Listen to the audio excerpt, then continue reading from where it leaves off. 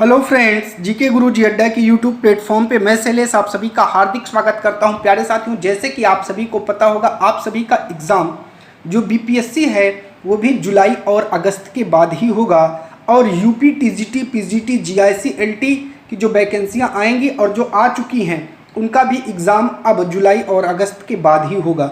तो इसी को ध्यान में रखते हुए लगातार आपको सीरीज चलाई जा रही है। आज हम लोग ऐतिहासिक स्रोत से संबंधित महत्वपूर्ण क्वेश्चनों को देखेंगे। चैनल पर नए हैं तो सब्सक्राइब करिएगा, वीडियो को लाइक और शेयर करिएगा। चलिए चलते हैं अपने पहले क्वेश्चन पर और पहले क्वेश्चन का राइट जवाब देखते हैं। बीते हुए युगों की घटनाओं के संबंध में जानकारी देने वाले स्रोतों को क्या कहा जाता है?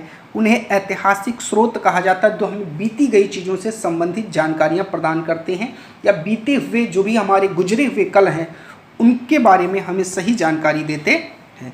दूसरा कह रहा है, निम्न में से कौन सा कथन सही है? साहित्यिक स्रोत की तुलना में पुरातात्विक स्रोत अधिक प्रामाणिक है। बिल्कुल, साहित्यिक का मतलब जो आपकी बुक है, ठीक है, या जो आपके लिखे हुए साक्ष्य हैं। और कह रहा पुरातात्विक स्रोत में जैसे आपका सिक्का हो गया, ठीक है, जैसे आपकी कोई धातुएं हो गई, पत्थर के औजार हो गए, तो जाहिर सी बात है वो ज़्यादा के ज़्यादा आपके प्रामाणिक होते हैं। अब चलते हैं क्वेश्चन नंबर 3 पर। चलिए, कह रहा है किस वेद में प्राचीन वैदिक युग की संस्कृति के बारे में सूचना दी जाती है? तो सबसे पुराना वेद आपका ऋग्वेद है, इसी में ही आपको सूचना मिलेगी। अगला क्वेश्चन कह रहा है, निम्नलिखित में से कौन सा ग्रंथ श्रुति ग्रंथ का अंग नहीं है? देखिए 3 तो हैं, ये अंग हैं, ये भी नोट करते चलिएगा। तो जो बचा है वो पुराण है, ठीक है। तो आपसे ये भी पूछ सकता है कौन है, तो कभी कभी क्वेश्चन को चेंज कर देता है, तो याद रखिएगा। चलिए क्वेश्चन नंबर 5 पर चलते हैं। कह रहा है, निम्नलिखित में से कौन सा ग्रंथ ये दावा करता है जो उस ग्रंथ में है वह विश्व में है, जो उस ग्रंथ में नहीं है वह विश्व में अलव्य है, मतलब कहीं नहीं है। ये भी याद रखिएगा, वो है महाभारत। इसी का एक हिस्सा है भागवत गीता, जिसमें भगवान श्री कृष्ण ने अर्जुन को उपदेश दिया था, याद रखिएगा। चलिए आगे बात करते हैं। त्रिपिटक धर्म ग्रंथ किससे संबंधित है? बौद्धों से संबंधित है। 3 पिटक हैं, एक तो है विनय पिटक, एक है सुत पिटक, एक है अभिधम्म पिटक। याद रख लीजिएगा, ये भी पूछा जा सकता है आपसे। अगला क्वेश्चन है, जातक किसका ग्रंथ है? बौद्ध धर्म का ग्रंथ है, ठीक है, याद रखिएगा, ये भी महत्वपूर्ण क्वेश्चनों में आता है। अगला क्वेश्चन कह रहा है, मिलिंद पन्नो, मिलिंद के प्रश्न राजा मिलिंद और किस बौद्ध भिक्षु के संवाद का वर्णन है? तो इसका राइट जवाब होगा नागसेन की, ठीक है। चलिए 9वें पर चलते हैं। कह रहा है, निम्नलिखित में से किसकी तुलना मैकियावेली के प्रिंस से की जाती है? वो कौटिल्य का अर्थशास्त्र है, जो राजनीति का और अर्थशास्त्र की बहुत अच्छी पुस्तक मानी जाती है। कौटिल्य के अर्थशास्त्र में किस पहलू पर प्रकाश डाला गया है? तो राजनीतिक और दार्शनिक क्षेत्रों पर जो है आपको सबसे ज़्यादा प्रभाव देखने को मिलता है। नीति शास्त्र की भी एक बहुत अच्छी पुस्तक इसको कहा जाता है। 11 नंबर पर चलते हैं। कह रहा है, कल्हड़ की पुस्तक का नाम क्या है? कल्हड़ की पुस्तक का नाम है राजतरंगिणी, याद रखिएगा। आपसे पूछता है, अष्टाध्यायी किसके द्वारा लिखी गई है? पाणिनि के द्वारा लिखी गई है। अष्टाध्यायी संस्कृत भाषा के व्याकरण की पहली पुस्तक है। संस्कृत भाषा के व्याकरण की पहली पुस्तक होने का गौरव इसे प्राप्त है, याद रखिएगा। महाभाष्य के रचनाकार कौन हैं? पतंजलि हैं महाभाष्य के रचनाकार। जो कालिदास हैं, इनके द्वारा रचित एक नाटक है जिसका नाम है मालविकाग्निमित्रम। अब क्वेश्चन ऐसे पूछ सकता है, मालविकाग्निमित्रम क्या है, किसने रचा है? तो कालिदास का है, नाटक है, ये भी याद रखिएगा। तो नायक आपसे पूछ रहा है, तो नायक इसमें अग्निमित्र हैं, याद रखिएगा, ठीक है। चलिए अगले क्वेश्चन पर चलते हैं। हर्ष चरित्र किसके द्वारा लिखी गई है? इनके ही दरबार में एक कवि रहते थे जिनका नाम है बाण भट्ट, उन्होंने ही इसकी रचना की है। चलिए, विक्रमांक चरित्र के रचनाकार कौन है? तो वी से विक्रमांक, वी से विल्हड़, याद रखिएगा, कल्हड़ मत लगा दीजिएगा। वी से विक्रमांक और वी से विल्हड़, ऐसे ट्रिक बना करके याद कर लीजिएगा। चंद्रबरदाई द्वारा रचित ग्रंथ का नाम क्या है? पृथ्वीराज रासो है, याद रखिएगा, ठीक है। चलिए, निम्न में से कौन सा सिकंदर के साथ भारत आने वाला इतिहासकार नहीं है? निरियाकस है, ओनेसिक्रिटस है, अरिस्टोबुलस है। तो ये तीनों आए थे, ऐसे याद रखिएगा, आए थे। नहीं आया था हेरोडोटस। इसे क्या कहा जाता है? इसे इतिहास का पितामह कहा जाता है, याद रखिएगा। इसने एक बुक लिखी है जिसका नाम है हिस्टोरिका। निम्नलिखित में से किस विदेशी यात्री ने भारत का दौरा सबसे पहले किया था? मेगस्थनीज ने किया था, याद रखिएगा। ठीक है, सबसे पहले आने वाला यही। और इसकी पुस्तक का नाम क्या है? बहुत फेमस पुस्तक है, इंडिका इसकी पुस्तक है। ठीक है, चलिए अगला क्वेश्चन है, जियोग्राफिका की रचना किसने की है? हेरोडोटस ने किया है? नहीं, हेरोडोटस ने नहीं किया। तो किसने किया है इसकी रचना? स्ट्रैबो ने किया है, याद रखिएगा। ठीक है, चलिए प्लिनी की पुस्तक का नाम क्या है ये आपको बताना है। तो 22 का राइट जवाब होगा नेचुरल हिस्टोरिका। ये प्लिनी की पुस्तक है, याद रखिएगा। पेरिप्लस ऑफ द एरिथ्रेन सी की रचना किसने की थी? एक यूनानी है जिसका नाम अज्ञात मिलता है, उसका नाम नहीं मिलता है, उसने ही इसकी रचना की थी, याद रखिएगा। अगला क्वेश्चन है, फाहियान कहाँ का निवासी था? तो 24 का राइट जवाब देना है आपको जल्दी से। जो फाहियान है वो चीन का निवासी था, याद रखिएगा। ठीक है, फाहियान किसके शासनकाल में भारत आया था? तो आपको 25 का जल्दी से राइट जवाब देना है। चंद्रगुप्त द्वितीय के शासनकाल में वो भारत आया था। कह रहा है हर्षवर्धन के समय भारत में कौन सा चीनी यात्री आया था? तो 26 का राइट जवाब होगा वैनसांग हर्षवर्धन के समय आया था, याद रखिएगा। अगला कह रहा है 9वीं सदी में भारत आए अरब यात्री सुलेमान ने किन साम्राज्य को रूमा कहकर संबोधित किया? तो वो पाल साम्राज्य को कहकर के संबोधित किया था। अलबरूनी किसके शासनकाल में इतिहासकार था? ये 28 का राइट जवाब देना है। देखिए अलबरूनी महमूद गजनवी के शासनकाल में था, इसके बारे में और एक कहा जाता है। ठीक है, तो ये संस्कृत पढ़ने वाला पहला विद्वान था, याद रखिएगा। ठीक है, संस्कृत पढ़ने वाला, ये संस्कृत भी पढ़ा था। यात्री इब्न बतूता कहाँ से आया था? मोरक्को से आया था, याद रखिएगा। ठीक है, 30 कह रहा है दक्षिण अफ्रीकी यात्री इब्न बतूता किसके शासनकाल में आया था? तो इब्न बतूता दक्षिण अफ्रीका, और दक्षिण अफ्रीका में कहाँ? मोरक्को से आया था, याद रखिएगा। किसके शासनकाल में भारत आया था? तो 30 का आपको जल्दी से राइट जवाब देना है। बताइए कमेंट करके आप लोग इसको, किसके शासनकाल में आया था? MBT मोहम्मद बिन तुगलक के शासनकाल में भारत आया था। फारस के सुल्तान मिर्जा शाहरुख के राजदूत अब्दुल रज्जाक ने किस विजयनगर सम्राट के शासनकाल में विजयनगर की यात्रा की? 31 का आपको राइट जवाब देना है। जल्दी से बताइए, जल्दी से कमेंट करके बताइए क्या होगा इसका राइट जवाब? देवराय सेकंड होगा। चलिए 32 कह रहा है भारतीय पुरातत्व सर्वेक्षण आर्कियोलॉजिकल सर्वे ऑफ इंडिया की स्थापना कब हुई? तो देखिए इसकी स्थापना जल्दी से बताइए कब हुई थी? तो आपका 32 का राइट जवाब हो जाएगा 1861 में हुई थी, याद रखिएगा। अगला कह रहा है भारतीय पुरातत्व का जनक the father of Indian archaeological किसे कहा जाता है? अलेक्जेंडर कनिंघम को कहा जाता है, याद रखिएगा। ठीक है, चलिए अगला कह रहा है निम्नलिखित विद्वानों में हड़प्पा सभ्यता का सर्वप्रथम खोजकर्ता कौन है? दयाराम सहनी है, और कब? 1921 में, ये भी याद रखिएगा। ठीक है, कई बार पूछा गया क्वेश्चन है। चलिए 35 पर चलते हैं। हड़प्पा सभ्यता की खोज किस वर्ष हुई थी? तो हड़प्पा सभ्यता की खोज 1921 में हुई थी, दयाराम सहनी ने किया था, याद रखिएगा। अगला कह रहा है सिंधु घाटी सभ्यता को खोज निकालने में जिन दो भारतीयों का नाम जुड़ा है वे हैं दयाराम सहनी और राखलादास बनर्जी, याद रखिएगा। 37 पर चलते हैं। हड़प्पा एवं मोहनजोदड़ो की पुरातात्विक खुदाई के प्रभारी सर जॉन मार्शल थे, याद रखिएगा। अगला कह रहा है न्यूमिस्मैटिक्स क्या है? ये सिक्कों एवं धातुओं का अध्ययन जो है उसे ही न्यूमिस्मैटिक्स कहते हैं, याद रखिएगा। 39 पर चलते हैं। कह रहा है एशिया माइनर स्थित बोगासकोई का महत्व इसीलिए है कि वहाँ से जो अभिलेख प्राप्त हुए उनमें 4 वैदिक देवता इंद्र, वरुण, मित्र, नासत्य का उल्लेख बिल्कुल सही है, राइट जवाब ए हो जाएगा। 40 पर चलते हैं। कह रहा अशोक के शिलालेखों को पढ़ने वाला प्रथम अंग्रेज जेम्स प्रिंसेप है। बहुत महत्वपूर्ण क्वेश्चन है, कई दफ़ा एग्जामों में पूछा गया है।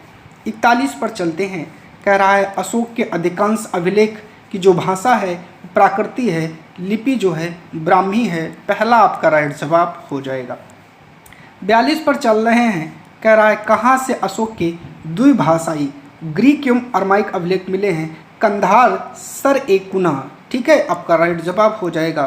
43 पर चलते हैं, कह रहा अशोक के मानसेहरा पाकिस्तान शहबाजगढ़ी पाकिस्तान से प्राप्त शिलालेखों में किस लिपि का प्रयोग किया गया है?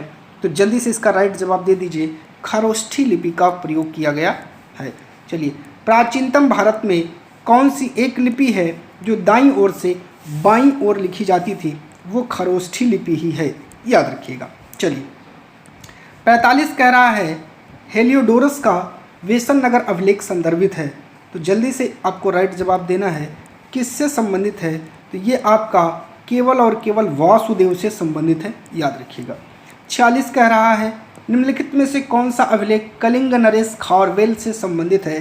तो 46 का आपका राइट जवाब होगा हाथी गुम्फा, और इसमें सबसे पहले भारतवर्ष का जिक्र आपको देखने को मिलता है, इंपॉर्टेंट है, याद रखिएगा। 47 कह रहा है सर्वप्रथम भारत में विशुद्ध संस्कृत भाषा में लंबा अभिलेख किस राजा द्वारा जारी किया गया? जल्दी से बताइए, शकछत्र रुद्रदामन द्वारा, याद रखिएगा। चलिए 48 पर चलते हैं, कह रहा है काव्य शैली का प्राचीनतम नमूना किस अभिलेख में मिलता है? बताइए। 48 का राइट जवाब दीजिए, वो रुद्रदामन के ही अभिलेख में आपको देखने को मिलता है। 49 कह रहा है निम्नलिखित में से किस अभिलेख में चंद्रगुप्त मौर्य और अशोक दोनों का उल्लेख किया गया है? तो 49 का राइट जवाब होगा महाक्षत्रप रुद्रदामन का जूनागढ़ अभिलेख। 50 पर चलते हैं, समुद्रगुप्त की सैनिक उपलब्धियों का वर्णन उसके किस अभिलेख में उपलब्ध किया गया है? तो 50 का जल्दी से राइट जवाब दीजिए, प्रयाग में, जो उसका प्रयाग प्रशस्ति अभिलेख है उसी में इसका वर्णन आपको देखने को मिलता है। चलिए 51 पर चलते हैं, कह रहा है कि प्रयाग प्रशस्ति अभिलेख का लेखक हरिशण किस शासक का दरबारी कवि था? तो प्रयाग प्रशस्ति अभिलेख को लिखा किसने था? हरिशण ने लिखा था, और ये किसके दरबार में था? समुद्रगुप्त के दरबार में था, याद रखिएगा। अगला कह रहा है मेहरौली दिल्ली स्थित लौह स्तंभ का निर्माण किस सदी में हुआ था? तो ये 4th सदी में हुआ था, याद रखिएगा, ठीक है। चलिए 53 कह रहा है दिल्ली के मेहरौली के कुव्वतुल इस्लाम मस्जिद के प्रांगण में स्थित प्रसिद्ध लौह स्तंभ किसकी स्मृति में है? तो 53 का राइट जवाब होगा चंद्र नाम के एक शासक का जिक्र उसमें है, उसी की स्मृति में इसको माना जाता है। सती प्रथा का पहला पुरातात्विक उल्लेख कहाँ मिलता है? तो वो आपका एरण अभिलेख में मिलता है, और ये किसका है? शासक भानुगुप्त हैं, ये भी आपको याद रखना है। 55 पर चलते हैं, कह रहा है एरण अभिलेख का संबंध किस शासक से है? तो ये आपका डी हो जाएगा, भानुगुप्त शासक से है। अगला कह रहा है ऐहोल प्रशस्ति का रचयिता रविकीर्त किस चालुक्य शासक का दरबारी यहाँ कवि होगा? याद रखिएगा, किसका दरबारी कवि था? तो 56 का राइट जवाब होगा पुलकेशिन द्वितीय का था। चलिए 57 पर चलते हैं, हर्ष एवं पुलकेशिन द्वितीय के मध्य हुए संघर्ष की जानकारी आपको कहाँ से मिलती है? जल्दी से दीजिए, जहाँ इसका आंसर राइट तो ऐहोल अभिलेख से ही मिलती है। चलिए 58 पर चलते हैं, कह रहा है कवि कालिदास के नाम का उल्लेख किस लेख में हुआ है? 58 का राइट जवाब क्या होगा? कमेंट मार करके आंसर दीजिए, ऐहोल के उत्कीर्ण लेख में आपको देखने को मिलता है। 59 कह रहा है अभिलेखों को ऐतिहासिक प्रकथन के साथ प्रारंभ करने की परंपरा का सूत्रपात किसने किया? 59 का राइट जवाब होगा राजन प्रथम नहीं होगा, राज प्रथम होगा, याद रखिएगा। 60 पर चलते हैं, कह रहा है कहाँ से प्राप्त अभिलेख में महासभा की कार्यप्रणाली के विषय में विस्तार से जानकारी मिलती है? तो 60 का राइट जवाब होगा उत्तर मेरू, ठीक है। चलिए 61 पर चलते हैं, कह रहा है भारत में सिक्कों का प्रचलन कब प्रारंभ हुआ? तो 61 का राइट जवाब होगा 600 ईसा पूर्व में इसका प्रचलन प्रारंभ हुआ था। भारत में प्राचीनतम मुद्रा माना जाता है? तो 62 का राइट जवाब होगा सबसे पहले आहत सिक्के, या इसे ही पंचमार्क क्वाइन कहते हैं, पंचमार्क सिक्के भी इसे कहा जाता है, याद रखिएगा। 62 के बाद 63 पर चलते हैं, भारत में सर्वप्रथम स्वर्ण मुद्राएं किसने चलाई? तो 63 का राइट जवाब होगा इंडो बैक्टीरिया ने, और सर्वाधिक कुषाणों ने चलाई थी, याद रखिएगा। चलिए अगले क्वेश्चन पर चलते हैं। 64 कह रहा निम्नलिखित में से किसने सोने के सर्वाधिक शुद्ध सिक्के जारी किए? तो 64 का राइट जवाब होगा कुषाण शासकों ने किए थे। चलिए 65 पर चलते हैं, कह रहा है सातवाहनों के समय में मुद्रा सर्वाधिक किस धातु के बने? तो 65 का आपका राइट जवाब क्या होगा? सीसा। ठीक है, 7 से 7 और 7 से सीसा। निम्नलिखित में से किसने बड़े पैमाने पर स्वर्ण मुद्राएं चलाई? स्वर्ण मुद्राएं बड़े पैमाने पर किसने चलाई थी? तो आपका जवाब होगा इसमें जिसने शुद्ध जारी किए थे, तो क्या होगा? कुषाण शासकों ने ही चलाए। अगला क्वेश्चन है 67, सोने के सर्वाधिक सिक्के किस काल में जारी किए गए? तो 67 का राइट जवाब होगा गुप्त काल में जारी किए गए, याद रखिएगा। ठीक है, चलिए 68 पर चलते हैं। कह रहा है निम्नलिखित किस स्थल से रोमन सिक्के मिले हैं? 68 का राइट जवाब होगा न दिल्ली से न आगरा से। तो कहाँ से मिले हैं भैया? अरिकमेडू से। ठीक है, और ये एक पत्तन था, याद रखिएगा। पत्तन का मतलब एक बंदरगाह था, याद रखिएगा। भीमबेटका किसके लिए प्रसिद्ध है? 69 का राइट जवाब होगा गुफाओं एवं शैल चित्रों के लिए ये प्रसिद्ध है, याद रखिएगा। चलिए 70 कह रहा है प्राचीन काल में भारत के लोग बर्मा को किस नाम से जानते थे? तो बताइए जल्दी से 70 का राइट जवाब क्या होगा? तो स्वर्ण भूमि के नाम से बर्मा को जाना जाता था, याद रखिएगा, प्राचीन काल में। अगला क्वेश्चन है अंकोर वाट कहाँ स्थित है? 71 का राइट जवाब होगा कंबोडिया में स्थित है, याद रखिएगा। 72 पर चलते हैं। कह रहा है प्लिनी की मूल कृति नेचुरल हिस्ट्री किस भाषा में है? तो 72 का राइट जवाब होगा लैटिन भाषा में ये है, याद रखिएगा। 73 कह रहा है चचनामा सिंध का इतिहास है, मूल रूप से किस भाषा में लिखा गया है? तो अरबी भाषा में ये लिखा गया है, याद रखिएगा। अगला क्वेश्चन है 74, कह रहा है भारत के सांस्कृतिक इतिहास के संदर्भ में इतिवृत्तों, राजवंशी इतिहासों, वीर गाथाओं को कंठस्थ करना निम्न में से किसका व्यवसाय था?